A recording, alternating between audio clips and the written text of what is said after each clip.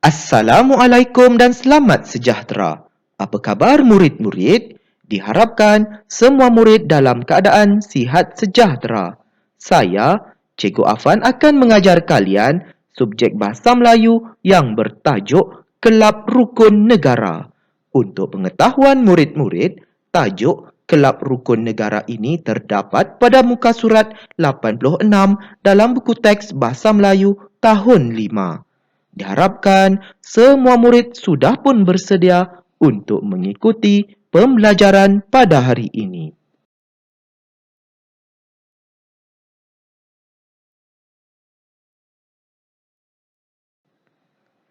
Standard pembelajaran pada hari ini iaitu 5.2.1 memahami dan menggunakan kata berimbuhan mengikut konteks iaitu kata berimbuhan sisipan.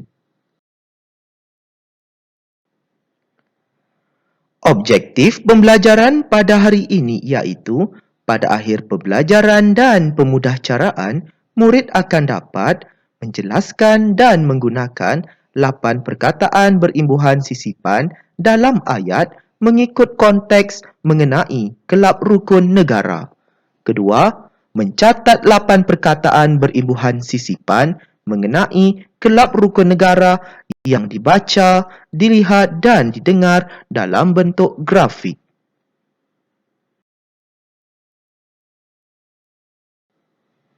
Kriteria kejayaan pada hari ini iaitu murid berjaya menjelaskan dan menggunakan 8 perkataan berimbuhan sisipan dalam ayat mengikut konteks mengenai kelab rukun negara.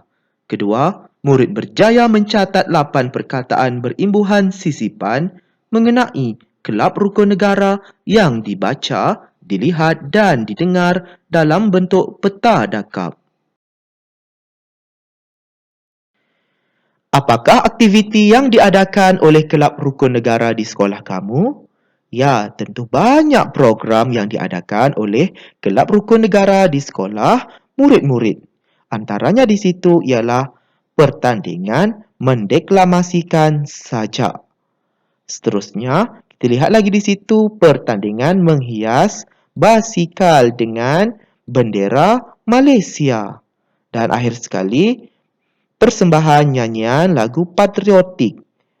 Tujuan pertandingan ini diadakan adalah untuk menyuburkan semangat cintakan negara Malaysia. Dan untuk pengetahuan murid-murid, rukun negara ini dibentuk adalah bertujuan untuk memupuk semangat perpaduan kaum.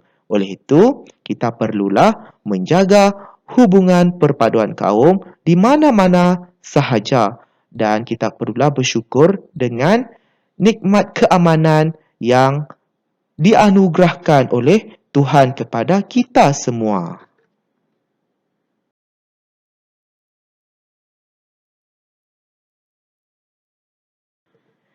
Baiklah murid-murid, mari kita memahami jenis imbuhan sisipan di sebelah ini.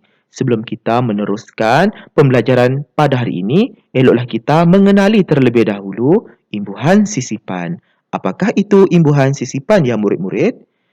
Kata berimbuhan sisipan ialah imbuhan yang menyisip di bahagian tengah kata. 4 bentuk sisipan ialah EL ataupun EL, seterusnya EM, dan IN. Jadi di sini kita lihat dalam maklumat Munshi Cilik itu sudah disediakan dengan contohnya. Oleh itu kita lihat yang pertama EL.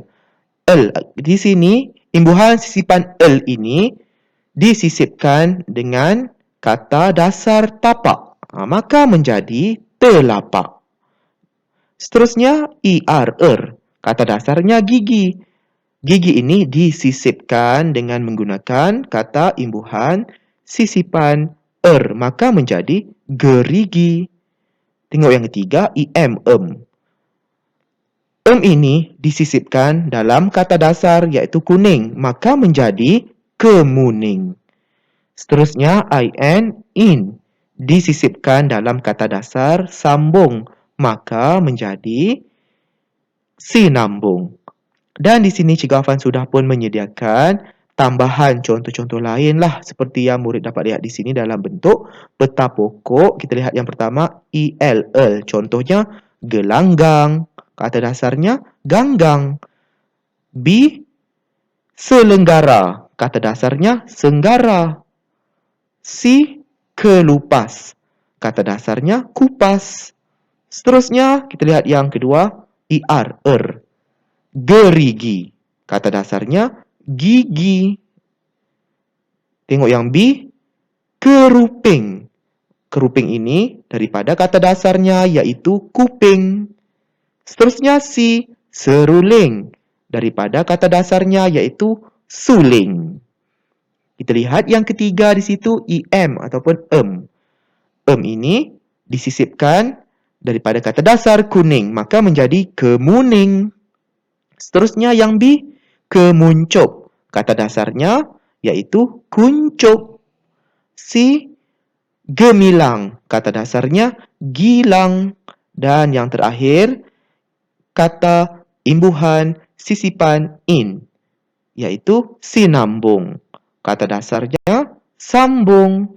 Oleh itu diharapkan murid-murid dapatlah memahami kata imbuhan sisipan ini dengan sebaiknya.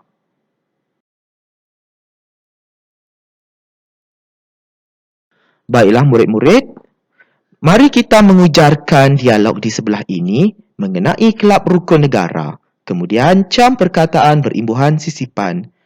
Baiklah murid-murid, sekarang murid-murid diminta untuk membaca dan juga mengujarkan dialog yang terdapat dalam kisah kelab rukun negara ini. Kemudian, murid perlu mengecam ataupun mengenal pasti perkataan yang menggunakan imbuhan sisipan. Oleh itu, mari ikut cikgu ya. Farisha, Rubini dan Syufen daripada kumpulan Gemilang sedang menyiapkan mural rukun negara di dinding bangunan sekolah.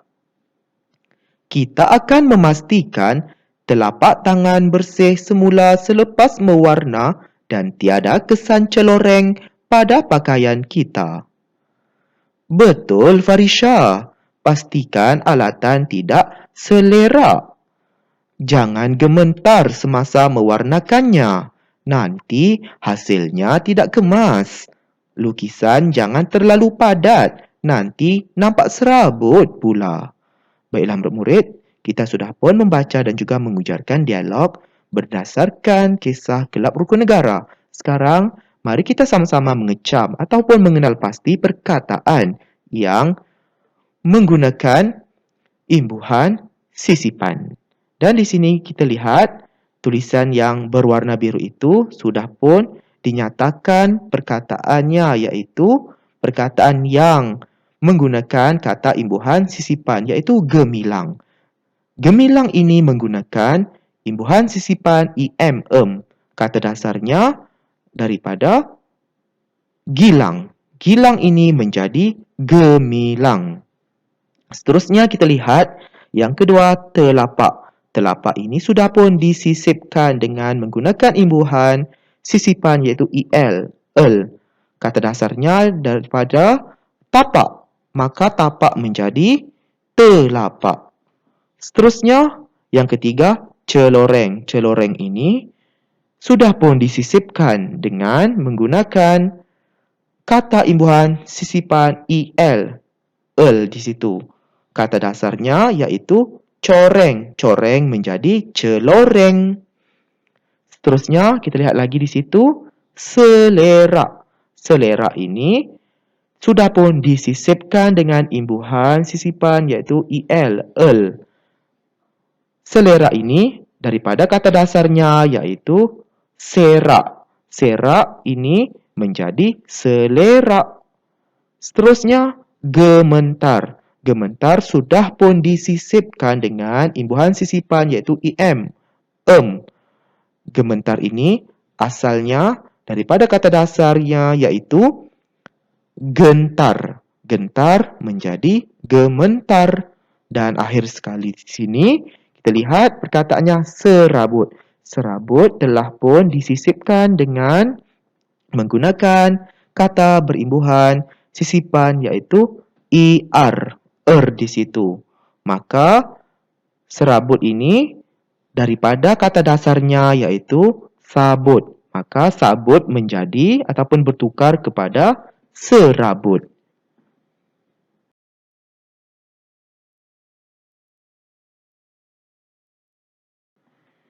Baiklah murid-murid, sekarang kita mahu meneruskan lagi dengan mengujarkan dialog bagi kisah kelab rukun negara ini.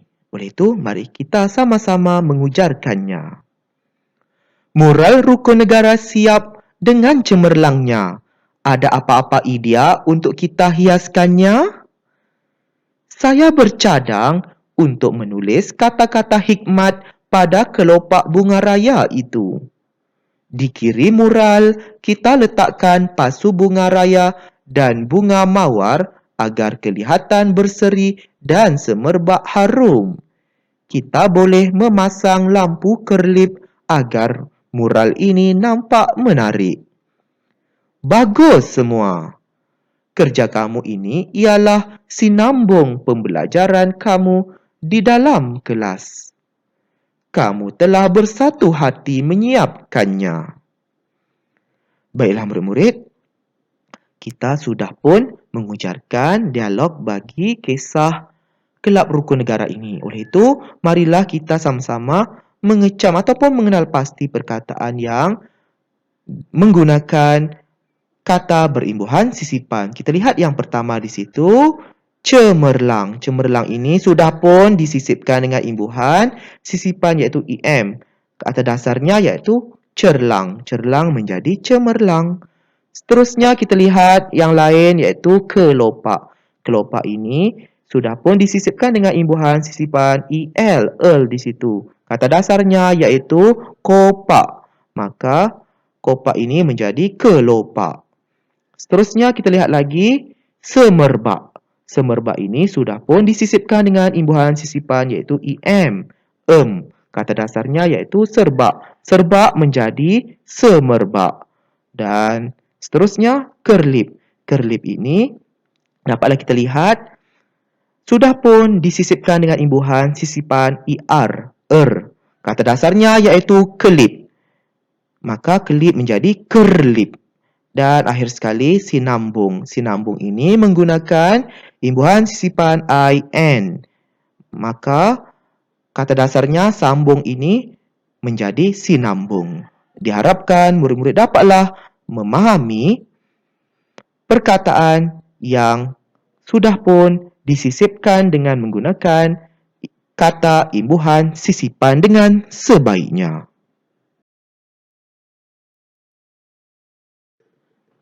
Kini tiba masanya, mari kita mencatatkan perkataan berimbuhan sisipan pada tempat kosong dalam ayat yang terdapat dalam peta dakap ini. Sila rujuk slide aktiviti 2 tadi bagi mendapatkan panduan jawapannya. Tuliskannya dalam buku tata bahasa. Baiklah murid-murid, untuk tugasan aktiviti ketiga ini sangatlah mudah, iaitu murid perlu melengkapkan ayat yang terdapat dalam bentuk peta dakap ini dengan menggunakan perkataan ataupun jawapan iaitu perkataan berimbuhan sisipan yang cikgu sudah sediakan di sebelah kiri yang dalam kotak berwarna kuning itu. Murid hanya padankan sajalah, maksudnya lengkapkan sahaja isi tempat kosong dalam ayat tersebut. Di sini, murid-murid bolehlah merujuk slide aktiviti 2 yang telah kita sama-sama mengujarkan dialog tadi ya untuk mendapatkan jawapannya. Diharapkan murid-murid dapatlah menyiapkan tugasan ini dengan sebaiknya. Selamat berjaya ya murid-murid. Semoga kita bertemu lagi dalam pembelajaran dan pemudahcaraan pada hari yang lain. Sekian, terima kasih.